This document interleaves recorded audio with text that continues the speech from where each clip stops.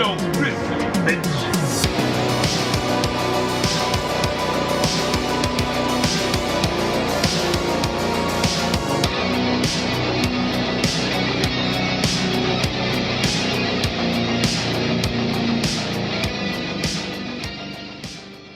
What up, mean Militia? I'm Mean Joe Grizzly, and when I'm not watching a pet chimp become a ravenous monster, I'm at the Grizzly Cave watching and reviewing movies while, of course, crushing beers.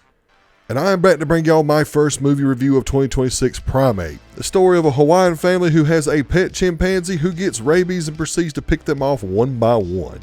Primate had a lot of buzz in the festival circuit last year, so the question is, does it deliver on all the hype? Let's find out. This is Grizzly Grade Reviews.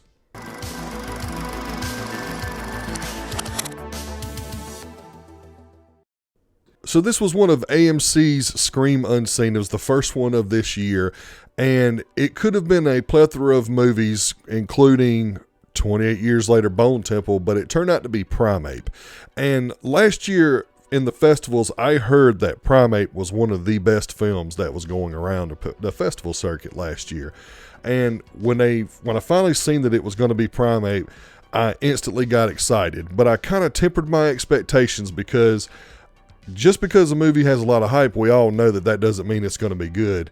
But I can tell you right now that Primate absolutely delivers. This movie is wild. I had such a good time watching this movie.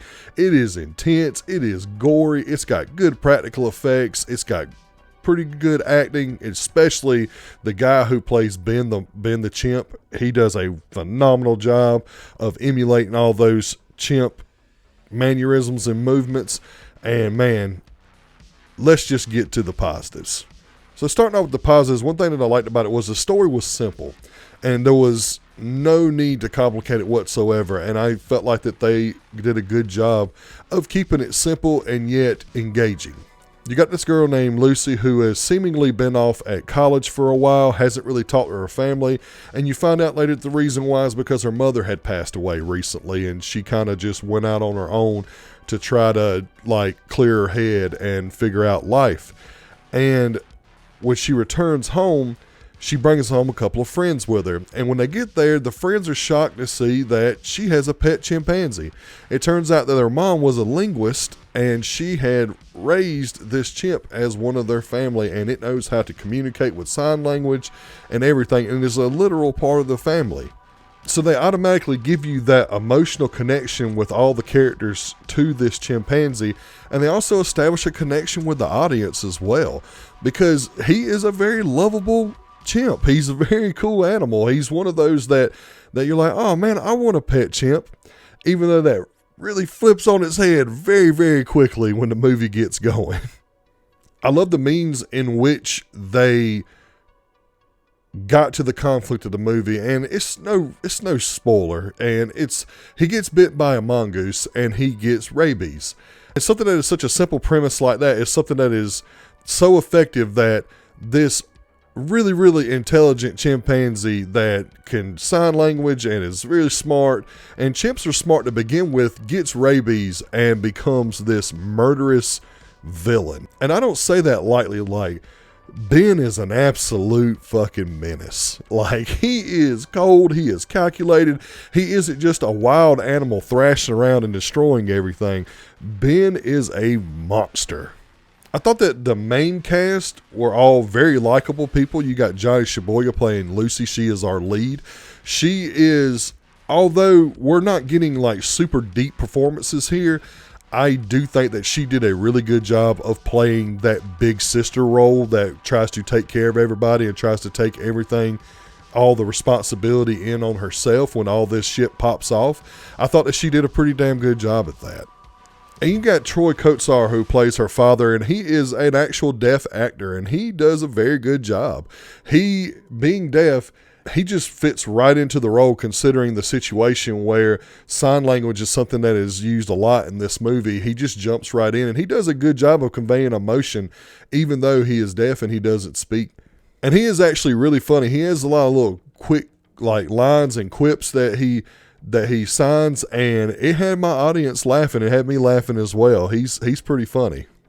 You got Jessica Alexander playing Hannah. Hannah is the person that is new to this world. She had no idea that they had a pet chimp, and she is the one that is actively scared of Ben, and I understand completely because I'd be in the same situation. It is a fool's game to own an animal like a chimpanzee. We see too many stories of these animals like just turning on their masters, or ended up injuring their masters and not meaning to, or just absolutely going crazy and tearing them apart. And I think that it is kind of a disrespect to nature that some of us try to do that.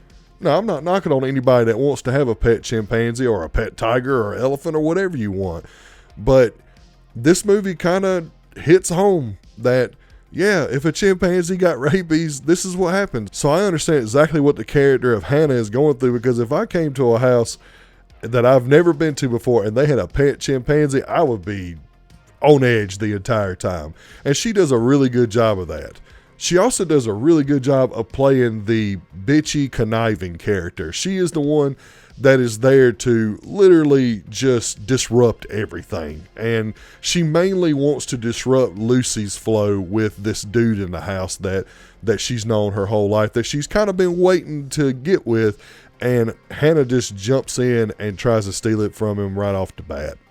But the absolute star of the show is Miguel Torres Umba, who plays Ben. And yeah, that is right. Ben is completely practical. He is not a real chimpanzee, and he is not CGI, but he is a suit actor, and that guy does a phenomenal job. He does such a great job of portraying those mannerisms and movements that chimpanzees make, but he is even better at conveying emotion. And that is something that we do not expect from most animals, particularly animals that are ravenous and rabid. And he does a good job of conveying the message that Ben doesn't want to be like this, that this isn't really how Ben is. Ben is actually a loving animal and a loving member of that family.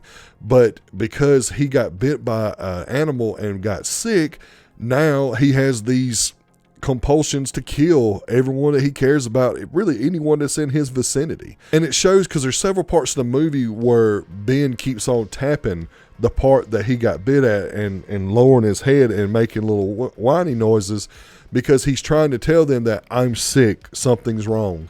And I thought that was such a good touch there. Instead of just making him this rampaging animal, they not only made him a very remorseful and emotional animal, but they also made him an absolute menace. Like, he is a monster.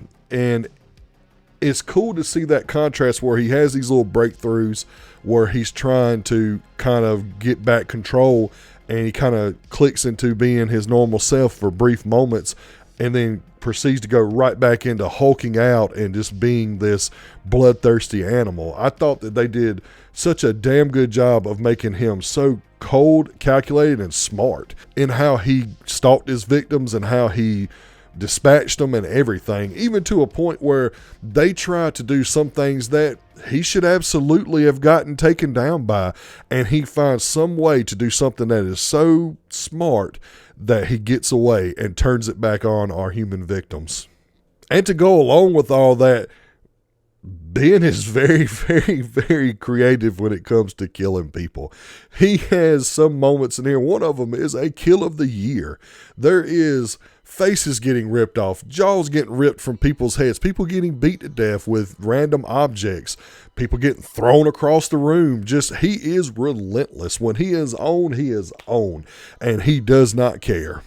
And to add what I was saying before, in some of his kills, he has this sadistic nature to him where he is kind of taunting his victims. It is crazy how they took this little small concept of a chimp getting rabies and created this terrifying villain. And I know that normally you don't associate Animals Gone Wild stories as being villainous, but he's just different. He is different than any of the Animals Gone Wild creatures that we have seen in the past 30 years. It's different when you have a killing machine like Bruce the Shark in Jaws, or you have the Razorback from Razorback, or you have the crocodile or the alligator from Alligator. Those are just animals in their environment, punishing anyone who dares to step into their territory.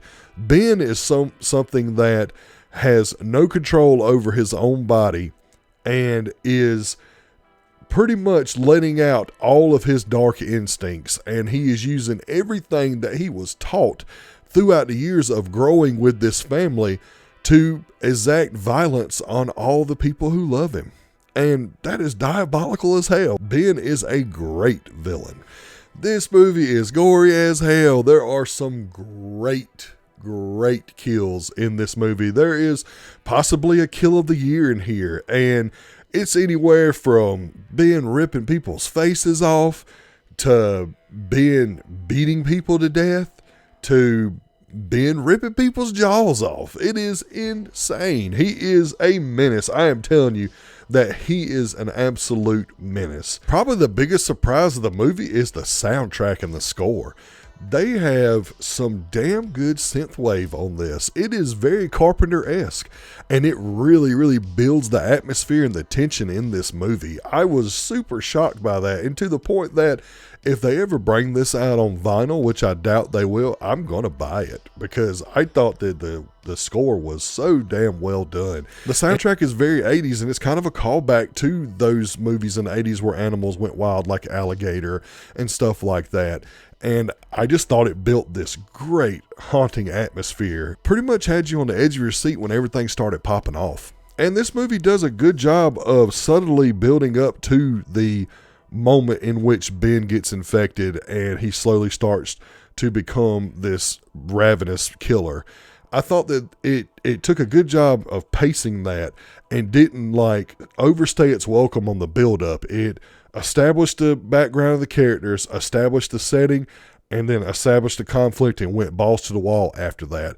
I'd say it probably the first 20 minutes is when they kind of set everything up and established everything, and then after that, it is balls to the wall to the very end. Moving on to the mix, I only have one section. There's this group of boys that the girls meet on the airplane when they're landing in Hawaii at the very beginning of the movie, and they are your stereotypical party boys, young Gen Z dudes that just want to get laid. And when they end up showing up at this house, they do some of the most unbelievable shit that I've ever seen.